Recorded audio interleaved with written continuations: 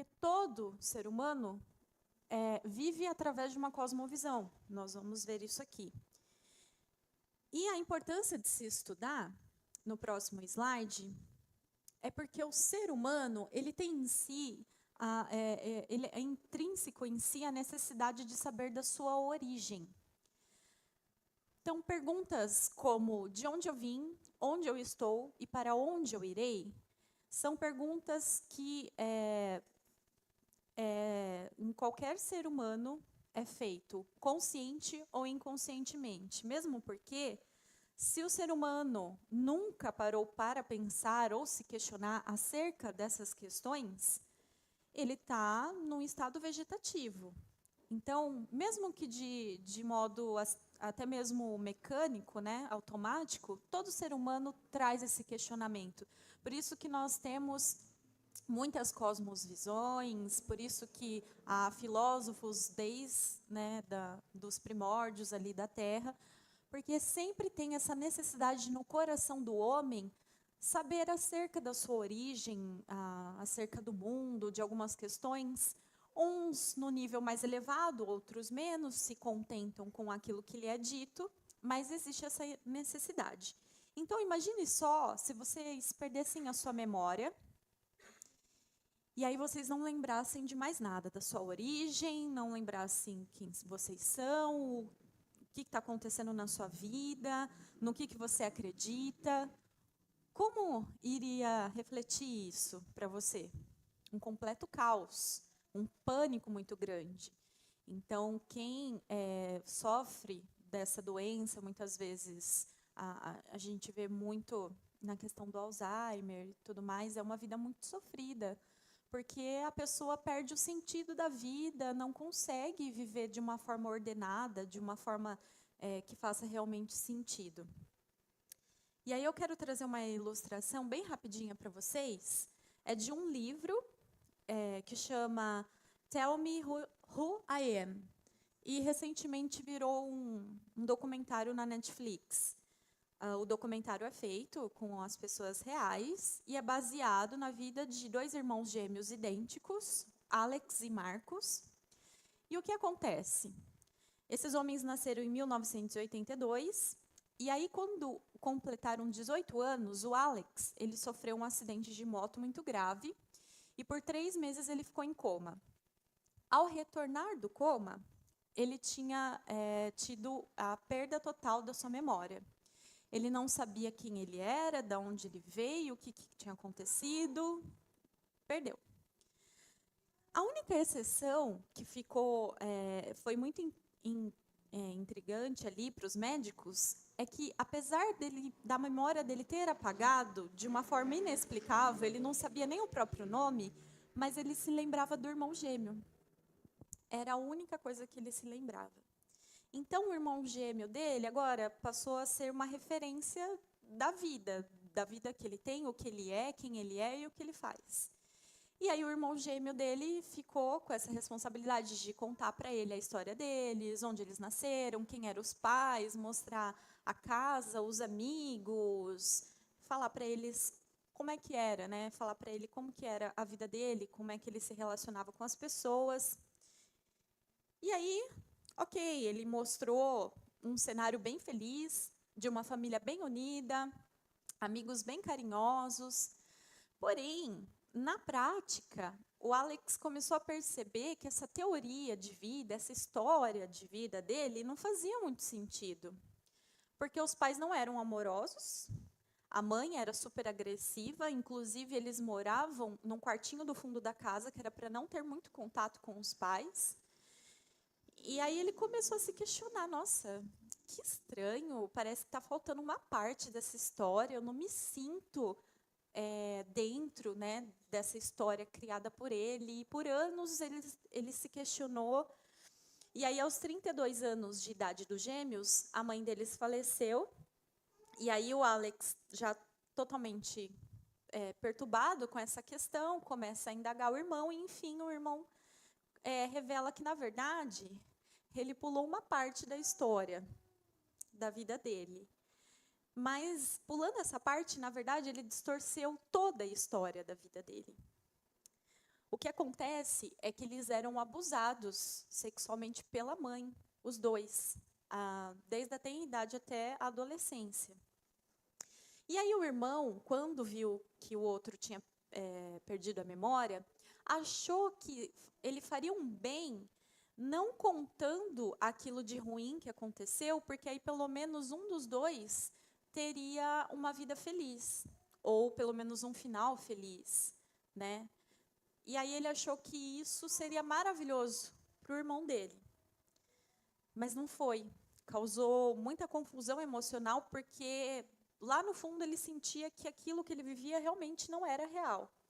E aí, para uma entrevista do E! Online, o Alex disse assim: o que ele não me disse foi que nossa mãe abusou sexualmente de mim e do meu irmão, de quando éramos pequenos até a adolescência. Eu não poderia saber disso na época, mas está claro que é por isso que me sinto tão congelado emocionalmente. Faltava uma peça crucial do quebra-cabeça da família. E aí, após disso, o Alex ele precisou meio que recomeçar a vida dele de novo, porque agora ele tinha a história completa e real, de fato, de tudo que ele viveu. E ele disse para essa entrevista que ele sentiu que ele viveu toda uma vida falsa. Né? Ele teve esse sentimento. Ele não ficou com raiva do irmão. Ele entendeu que o irmão quis fazer um bem maior para ele, porque imagina a dor de carregar isso. Mas ele também disse que fazia parte da vida dele. Não tinha como apagar o que aconteceu. Então, ele acabou perdoando o irmão e seguiu a vida, fazendo terapia e tudo mais. Dr. Jordan Peterson, que é um psicólogo e escritor, ele é autor do 12 Regras para a Vida, um antídoto para o caos, que ele diz assim: as pessoas pensam que o propósito da memória é lembrar o passado, e esse não é o propósito da memória. O propósito da memória é extrair lições do passado para estruturar o futuro. Então, nós somos o que somos pela nossa história, desde a origem. Quando isso é deturpado ou usurpado de alguma forma, há conflitos dentro do nosso ser, porque nós não conseguimos conviver com o caos dentro de nós. Cosmovisão, como já foi dito pelo pastor, de uma maneira agora bem simplista, é a visão de mundo. Então, é a visão que nós temos do conjunto de crenças, valores, entendimento que nós temos. Ou seja, a cosmovisão ela fornece o alicerce e a norma para a gente viver. Todo ser humano possui uma cosmovisão, mesmo que inconsciente. Todo ser humano, porque as nossas ações, os nossos pensamentos, atitudes, tudo isso é baseado na nossa cosmovisão. Nós fazemos aquilo através de uma cosmovisão, que hoje nós vamos destrinchar um pouco mais. O problema é que, assim, todo ser humano tem uma cosmovisão. Porém, nem todo ser humano tem a mesma cosmovisão. Então, são visões diferentes. A gente consegue ver isso um pouco mais, de forma um pouco mais palpável. Eu não sei quantos já saíram do país, mas foram em outros estados um pouco mais longe. E culturas, tem muitas culturas diferentes, até mesmo dentro do Brasil. Quando a gente vai, né, para outras pontas, assim, a gente vê alguns costumes que para a gente é muito esquisito. Então, a forma de falar, a forma de se vestir, a forma de enxergar certas coisas, às vezes até mesmo a gente considera algo errado e naquela cultura é totalmente normal. Ou seja, porque são cosmovisões diferentes, modos diferentes de enxergar a vida e o mundo e tudo que existe. E aí há essa diferença. O problema é que essa diferença cria metanarrativas. E nem toda metanarrativa é verdadeira, coerente. Metanarrativa. Como o pastor disse aqui, vocês não precisam se apegar às nomenclaturas, tá? Termologias das palavras, porque, como a gente sabe, a gente não é estudante de filosofia, a gente não está aqui para fazer uma tese, defender um doutorado em ciência, tá? Então, não se preocupem com isso, basta a gente entender o conceito. Mas só a título de curiosidade, a metanarrativa, esse prefixo meta, né, ele vem do grego e significa além. E aí isso aplica para tudo. Então, metafísica, ou seja, além do físico, algo transcendente. E a metanarrativa, ela assume esse sentido de uma grande história, de uma narrativa que é de um nível superior, que é capaz de explicar todo o conhecimento, a existência e a verdade absoluta sobre o universo. Observando bastante, nós vemos que a pós-modernidade é contra as metanarrativas, né, um pouco, porque eles não aderiram muito a essa questão de verdades absolutas. Por falar em verdades absolutas, existe verdade absoluta? Existe? Se existe uma verdade absoluta, isso quer dizer que as demais, logicamente, estão incorretas, senão a verdade não seria total. Francis Schaeffer, que é um dos pensadores cristãos mais influentes da atualidade, pode passar. Ele diz o seguinte: o cristianismo não é uma série de verdades no plural, mas é a verdade escrita com V maiúsculo. É a verdade sobre a realidade total, não apenas sobre assuntos religiosos. No próximo slide, eu trouxe só para ficar bem claro e ilustrado para vocês exemplos de metanarrativas. A filosofia iluminista, que nasceu ali na era renascentista, né? Onde eles estavam querendo contrapor fé e razão. Então, acreditava-se que somente a razão era era um progresso científico e tecnológico, e isso levaria o homem à felicidade, né? Emancipando a humanidade dos dogmas e superstições religiosos. Ou seja, ali na filosofia iluminista, eles começaram a negar a fé e dizer que, na verdade, nós, como seres irracionais, temos que viver baseado apenas naquilo que eles determinaram que era racional. O marxismo também é uma metanarrativa, onde eles acreditam que a história humana é uma história de luta de classes e que o conflito entre essas classes é que vai levar, inevitavelmente, a uma sociedade sem classes. Então, o conflito levaria à unidade. Esse seria o raciocínio deles. E a metanarrativa que nós vamos abordar hoje, que é o cristianismo, que é a visão de que a história é a realização do plano divino de Deus para a humanidade. Até aqui, ok?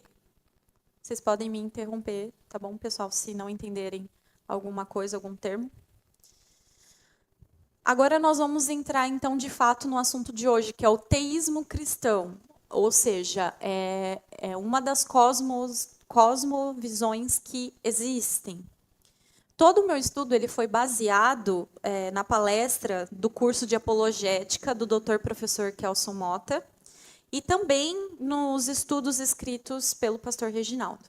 Okay? Então, não são vozes da minha cabeça, tem embasamento. Para quem não sabe, o Dr. Kelson ele é físico-químico e, me perdoem, eu não vou saber especificar a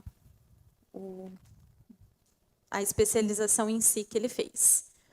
Mas, enfim, ele é muito reconhecido no meio acadêmico, principalmente científico. O que é, então, teísmo cristão? A etimologia da palavra ela tem origem na palavra grega, que é theos, que literalmente significa Deus. E essa nomenclatura ela foi criada, na verdade, para combater o ateísmo, que na época também estava se propagando muito. O ateísmo, para vocês entenderem um pouco melhor, no grego esse a seria a negação e o theos de Deus, então a negação de Deus. E aí surgiu a ideia do teísmo, que era para combater esse ateísmo. Essa ideia é importante a gente saber, porque esse teísmo cristão não é uma nomenclatura que o cristão construiu, ok? Então, surgiu na Grécia Antiga, relativamente com relação às crenças que eles tinham. Então, no caso ali da Grécia Antiga, eles não acreditavam em um único Deus, mas em várias divindades do Olimpo, tá? Então, só para vocês entenderem que o teísmo sem o cristão complementando é outra coisa. Então, o teísmo na questão do reformado, tá aí, eu acho que para vocês... Não, pode voltar, amor. É que está mais para baixo. O teísmo, na visão do reformado, especificamente, enfoca uma compreensão de Deus que está fundamentada e enraizada nas escrituras e na tradição reformada. Ou seja, o teísmo cristão é a cosmovisão bíblica, ok? Porque a Bíblia, ela descreve de forma satisfatória e plena toda a realidade que nós vivemos. Agora o próximo. Para se definir, para se criar uma cosmovisão, digamos assim, 7 questões devem ser respondidas de forma coerente e sem contradições. E aí, nisso, nos próximos, vocês vão ver que tem muita cosmovisão furada por aí, que nem coerência tem. Mas vamos lá. A primeira pergunta é: qual a realidade primordial? E aí isso está no campo da resposta da teologia, porque traz o estudo sobre Deus. A segunda questão é: qual a natureza da realidade externa? Isto é, do mundo ao nosso redor. Está dentro do campo da cosmologia, que é o estudo da origem e da composição do universo. O que é o ser humano? Está dentro do estudo da antropologia, que é o estudo do ser humano em seu aspecto mais amplo. O que acontece quando uma pessoa morre? Entra no campo da metafísica. Tem algo além do que a gente vê aqui, e palpa e pega, além da realidade? Então, é uma área da filosofia voltada para o estudo da existência, do ser, enfim. Por que é possível conhecer alguma coisa? Entra no campo da epistemologia, que tenta descobrir como que o conhecimento é adquirido pelas pessoas. Sexto, como sabemos o que é certo e é errado? Está dentro do campo da axiologia. A axiologia, ela busca entender a natureza e os valores de juízo, a moral do ser humano. Como que surge a moral? É inata a moral? Cada um tem uma moral? A moral se constrói? A sétima pergunta é: qual o significado da história humana? Baseado na história. Dito isso, vamos então responder a primeira questão. Respondendo essas questões, nós vamos definir o teísmo cristão. Como que o teísmo cristão se define a partir dessas perguntas? Qual a realidade primordial e qual a sua natureza? Para o cristão, a realidade primordial é Deus, ou seja, ele é a realidade existente antes de todas as coisas. Colossenses 1, do 15 ao 17, eu vou pedir para vocês abrirem, por favor. Vai nos declarar essa afirmação. Então, Colossenses 1, do 15 ao 17.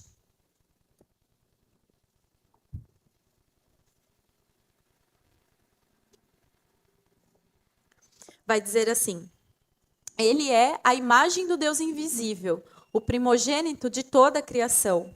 Pois nele foram criadas todas as coisas nos céus e na terra, as visíveis e as invisíveis, sejam tronos ou soberanias, poderes ou autoridades. Todas as coisas foram criadas por ele e para ele. Ele é antes de todas as coisas e nele tudo subsiste. Então, está aí a resposta para a primeira pergunta. Lembrando, gente, mais uma vez, que a gente está falando dessa cosmovisão teísta, mas cristã. Então, obviamente que para a gente, o que a Bíblia responde todas as coisas, às vezes não de forma satisfatória no nosso ponto de vista, mas nós cremos na inerrância, na eficácia, na totalidade da Bíblia, ok? Então, para o teísmo cristão, a realidade primordial é Deus, porque Ele é antes de todas as coisas. E, na verdade, todas as coisas só existem por Ele e através dele. Também no Salmo 90, não precisam abrir, no Salmo 90, verso 2, diz assim: Antes de nascerem os montes e de criares a terra e o mundo, de eternidade a eternidade, tu és Deus. A segunda pergunta é: qual a natureza da realidade externa, né, do mundo ao nosso redor? E a realidade externa é uma realidade que é criada por Deus e é fundamentalmente material. E aí eu pontuei ali para vocês por que ela é fundamentalmente material. Porque ela foi criada e é sustentada por Deus. Então, foi criada a partir do nada. Não é uma continuação da existência de Deus. Tem muita gente que quer se referir à realidade, ao mundo, como se fosse uma emanação do ser de Deus. Não. Deus é Deus e o mundo e a criatura é a criatura, ok? Então não é a realidade, o mundo e toda a criação não é divina no sentido de ser divino. E não é autônoma também, tá? Ela não aí a gente refuta bastante aquela questão da teoria do Big Bang, né? Ela não vive por vontade própria. Pelo contrário, ela foi criada e é mantida por Deus. A realidade também é ordenada.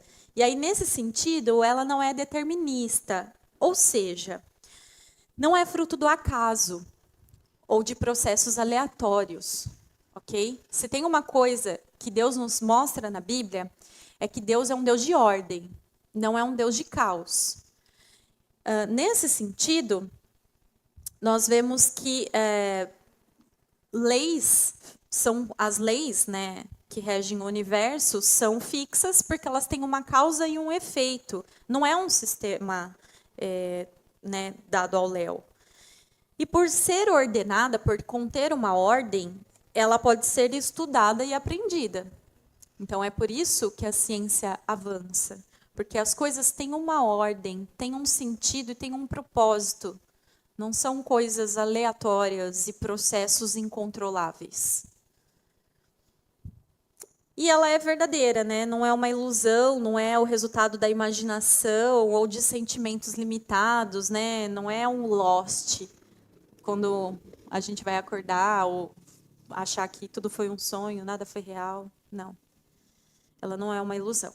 Terceiro, o que é o ser humano?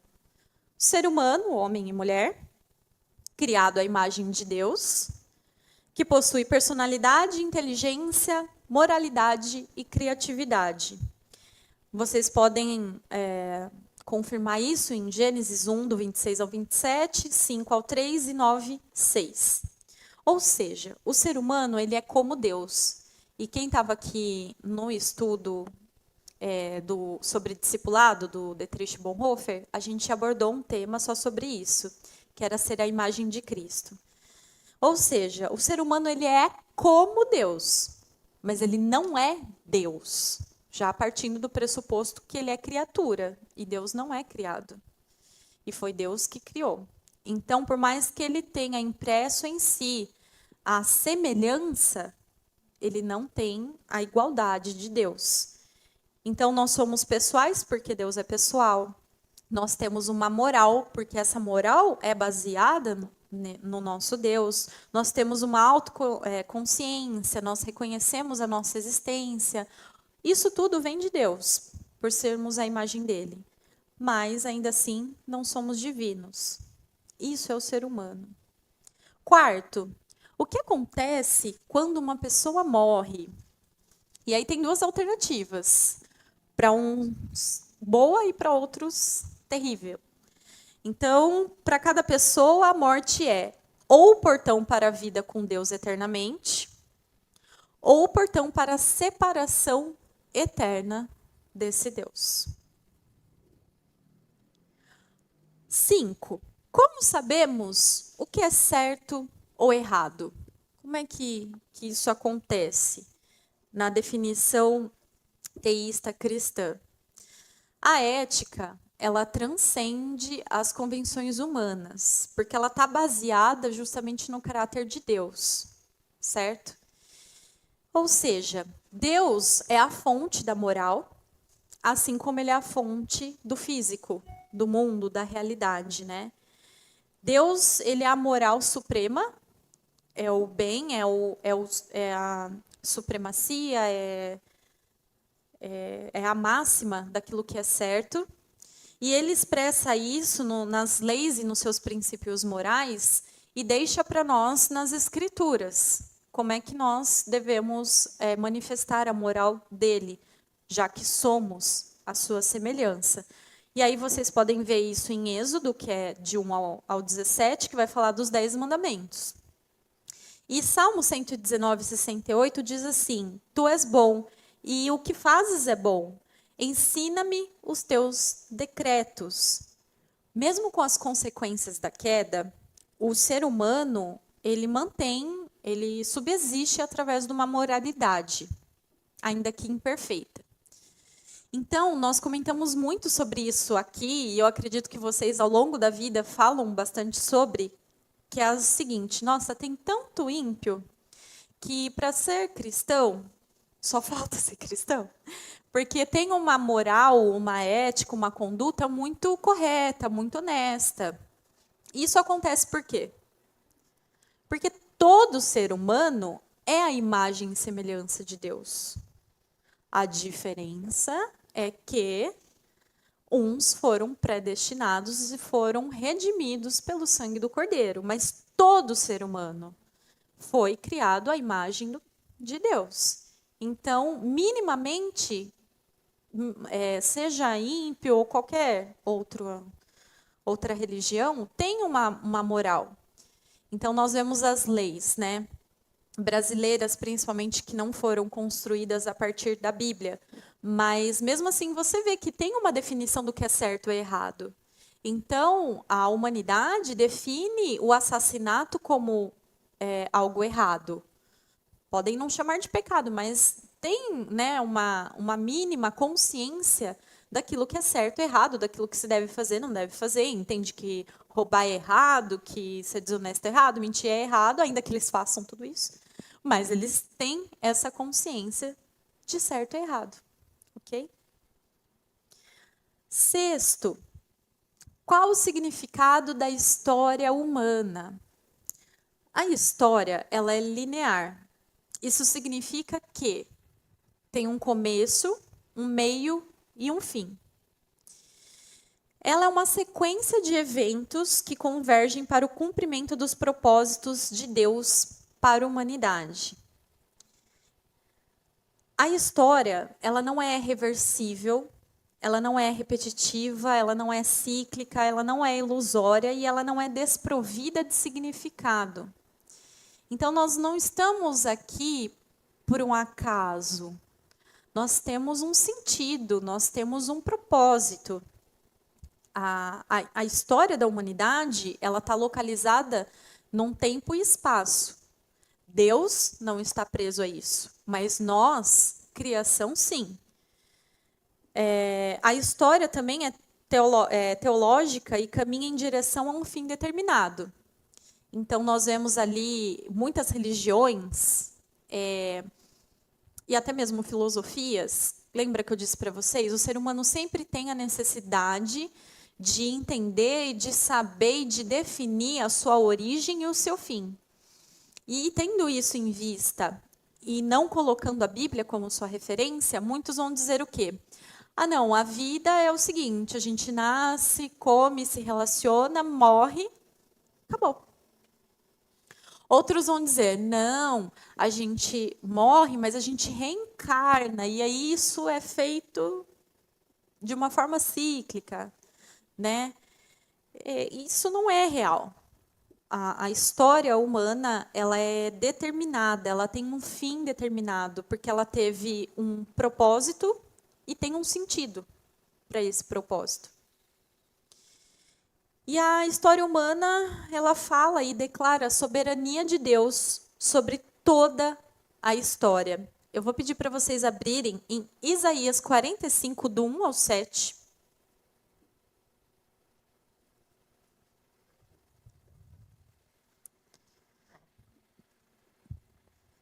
Jonathan, você poderia ler, por favor?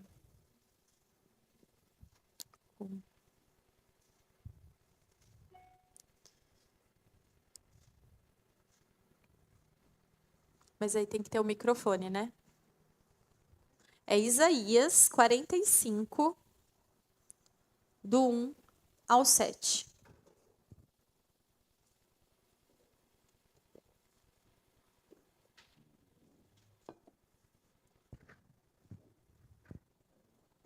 É. Alguém poderia ler para nós, por gentileza?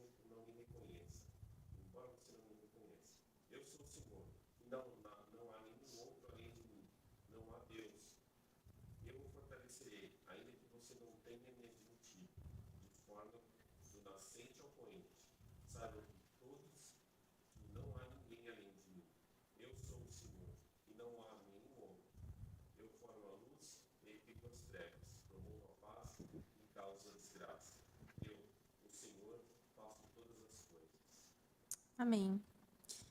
E aqui, esse ponto é muito importante, e apesar dessa pergunta parecer bem simples, na verdade, a resposta a essa pergunta norteia toda a cosmovisão que nós, como crentes, baseamos as nossas vidas. O que eu quero frisar, através de Isaías 45, de 1 ao 7, é a soberania de Deus. A soberania, ela é a premissa da nossa cosmovisão, do teísmo cristão. Por quê? Aqui em Isaías, Deus deixa bem claro o quê? Que ele intervém nas coisas. E as coisas só acontecem com a permissão dele e conforme ele determinar e ele decidir. Por que eu quero frisar bastante? Primeiro, porque a premissa da nossa cosmovisão é a soberania de Deus, ou seja, tudo pode ser explicado porque Deus é soberano sobre todas as coisas. E também porque vão surgir, vocês podem ouvir, ou até mesmo se confundir, com algumas terminologias que são ditas cristãs, mas não são. Então, só reforçando, a nossa cosmovisão, ela é uma cosmovisão teísta cristã, tá? Porque teísta simplesmente já havia ali na Grécia, e hoje também tem vários ramos que foram destrinchados a partir dessa cosmovisão. E tem uma em específico que cristãos têm adotado. E aí eu queria alertar vocês sobre esse perigo. No próximo slide, eu vou deixar aí para vocês a questão do teísmo aberto. Então, tem muitos pastores que estão aderindo a essa cosmovisão que não é bíblica, contradiz totalmente a palavra do Senhor. E muitos pastores e cristãos influentes na mídia. Estou falando desse tipo de pessoa que aborda o teísmo aberto como sendo o teísmo bíblico cristão. Não é.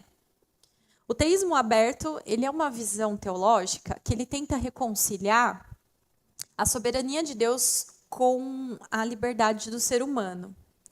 E eles fazem isso, novamente, para justificar aquelas questões, principalmente para tentar explicar a existência do mal. Então, de repente, ou por uma má interpretação teológica, ou às vezes até mesmo para justificar os seus próprios pecados, eles querem dizer o seguinte: Deus é bom, não é bom? Deus é perfeito, não é perfeito? Ok? Então, o mal não pode existir. Se o mal existe, é porque assim, Deus ele é soberano, mas devido à liberdade e às escolhas do próprio ser humano, o ser humano ele faz essas atrocidades. Por isso que existe tantas coisas horríveis no mundo, por isso que existe tanto assassinato, por isso que existe tanta desgraça. Porque assim, na verdade, Deus até determinou o rumo da história, Deus quer que nós o conheçamos, Deus quer que sejamos salvos, Deus quer que o mundo seja um mundo bom, um mundo perfeito. Só que, através das escolhas, da liberdade de escolha do ser humano, isso frustra os planos de Deus. É basicamente isso. Okay? Só que isso, em resumo, está muito disfarçado com a declaração de que eles negam a soberania total de Deus. Porque a soberania não tem como ela ser parcial. Né? Não tem como Deus saber um pouco, mas não saber totalmente. Então, Deus sabe o futuro, mas, de repente, esse futuro pode ser alterado se, de repente, eu fizer algo que não estava nos planos de Deus. Mas aí contradiz o que a gente acabou de ler em Isaías e toda a Bíblia. Então, a gente tem que tomar muito cuidado, ok? Porque essa cosmovisão de teísmo aberto está sendo declarada por alguns que se dizem cristãos, creem na Bíblia, mas creem dessa forma, que Deus ele é soberano, mas até um certo ponto. Então, assim, coitadinho de Deus, né? Ele é refém das nossas atitudes. Em Salmo 139, do 1 ao 3, vai dizer: Senhor, tu me sondas e me conheces, sabes quando me sento e quando me levanto. De longe percebe os meus pensamentos. Sabes muito bem quando trabalho e quando descanso. Todos os meus caminhos te são bem conhecidos. Só esse trecho do Salmo já cai por terra toda essa cosmovisão. E aí que entra o perigo, porque como que essas passagens refutam e eles mesmo assim acreditam? Porque, na verdade, eles não acreditam na inerrância da Bíblia. E aí, novamente, é uma heresia. E o sétimo, por que nós podemos conhecer e saber acerca das coisas? Primeiramente, porque nós somos criados à imagem de um Deus que é inteligente, racional e sábio, que fez todas as coisas com uma ordem, com um propósito e um sentido, e aí, por isso, nós conseguimos aprender de forma inteligente e racional. E, de forma muito lógica, tudo que existe pode ser aprendido e a busca por esse conhecimento é uma dádiva que Deus nos dá. Ou seja, o ser humano ele não cria nada, nem o diabo, tá? Só quem cria é Deus.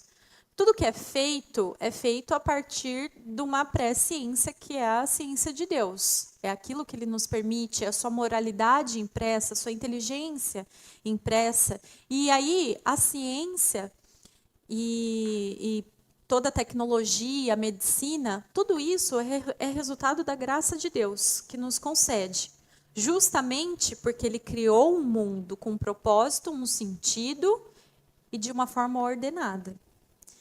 E aí vocês podem dizer, mas e quando um ímpio cria uma coisa assim, que, poxa, parece que é de Deus, mas foi um ímpio que fez? mas é de Deus. E aí nós chamamos de graça comum. Então, o sol ele nasce para o justo e para o injusto. Então, com certeza, toda a medicina, tudo que nós temos, é fruto, graça e concedida pelo Senhor. E aí ele concede isso a quem ele quer.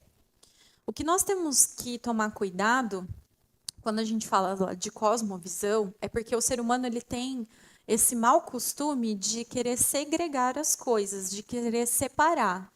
Então, ali de forma mais ilustrativa, como no iluminismo, que eles queriam separar a fé da razão, não existe essa distinção, ok? Então, não é que o espírito é bom e a matéria é má. Por isso que existe coisas ruins no mundo. Nós não cremos nisso, não é isso que a Bíblia fala. Nós não somos um corpo que tem um espírito, nós somos um espírito que tem um corpo. Porém, o nosso espírito ele não subsiste sem um corpo. Então, não tem como separar uma coisa da outra. O próprio Cristo deixou isso bem claro quando, na forma encarnada, depois de morto, ressurreto, ele aparece como? Como um espírito? Não, com um corpo. Então, não há separação de corpo e espírito, não há separação da fé e da razão. Porque a fé não existe sem a razão. E a razão não existe sem a fé. Não há separação entre a fé e a ciência. Por isso que nós estamos estudando. Não é uma matéria, uma filosofia do mundo. Não. É de Deus. É ciência de Deus, é matéria de Deus, tudo é de Deus. O que acontece é que a partir do que é criado por Deus, vem o ser humano e vai distorcendo e criando uma mutação. Mas tudo tem uma premissa e essa premissa sempre é de Deus. Então, não existe música secular e música gospel. Tem muito crente que ainda afirma isso, a gente tem que tomar cuidado. Existe música boa e existe música ruim, e existe música horrível. Mas todo som, toda música foi criada por Deus.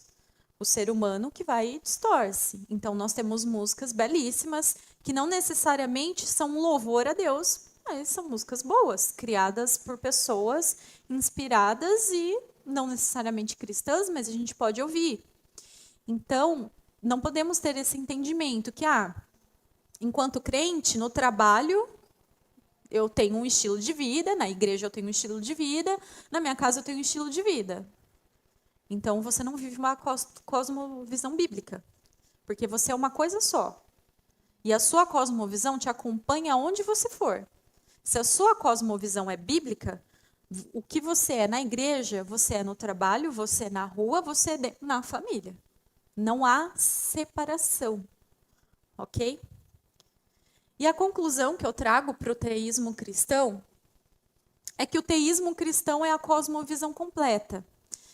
É a verdade absoluta. É a única verdade. Por quê? Porque o teísmo cristão se fundamenta no conceito de Deus, Deus com D maiúsculo, único Deus verdadeiro. Também define que tudo deriva de Deus, ou seja, nada o antecede ou a ele se iguala. Deus é antes de tudo, antes de todas as coisas. A grandeza de Deus, ou seja, a soberania, a supremacia de Deus, é a doutrina e a premissa central. Todas as demais cosmovisões são distorção desta cosmovisão. Todas as cosmovisões que nós veremos, não sei se serão todas, porque tem umas, mas acredito que o pastor tenha colocado as principais. Todas elas, na verdade, foram criadas baseadas na cosmovisão bíblica. Ok? E o cristão, ele proclama, crê, vive e se orienta por essa cosmovisão. Então, tudo que você faz, tudo que você pensa, a forma como você age, tudo é baseado pela sua cosmovisão, seja consciente ou inconsciente. Nenhum ser humano vive sem uma cosmovisão. Ele pode estar alienado, né, da consciência de que ele está agindo dessa forma. E aí deve ser uma vida muito triste, por isso que muitos, né, por motivos outros óbvios, mas acabam até tirando a própria vida, porque não tem sentido. A pessoa não sabe de onde veio, o propósito de onde ela está e o sentido para ela onde ela irá. E aí a vida realmente não faz, não tem valor. Então, todo ser humano tem uma cosmovisão. A questão é, qual é a cosmovisão que nós estamos vivendo? É a cosmovisão bíblica? A gente tem sido seduzido por outras cosmovisões?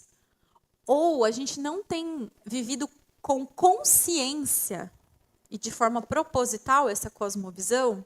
Porque achamos que uma coisa é uma coisa, outra coisa é outra coisa, e fé e ciência não tem nada a ver, e eu estou aqui só para ler a Bíblia.